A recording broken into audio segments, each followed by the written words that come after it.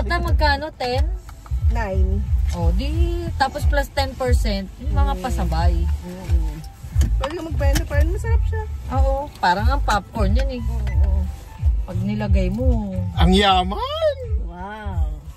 Mga ka-vlog. Mga ano Ito lang na po yung mga pasabay nyo. Hintayin nyo po ako. Next week, andyan na po ako. Handaan nyo na po ang bayad nyo. Dapat may live selling ka. Ano. Hindi kaya ano to eh. Vlog to ni Kapanood. Kapanood. Pwede kang magbenta, de. Kaya babalik ka. Yung mga... Si Papa ang bibenta ng Tylenol. Tylenol. Ano pa ba yung Aspirin. benta niya? Aspirin. Papa, meron din yung pang-rheuma. Sino nag-aspirin? Rheuma. Wala, nakita lang ni Papa. Wala Rheuma. naman nag-aspirin.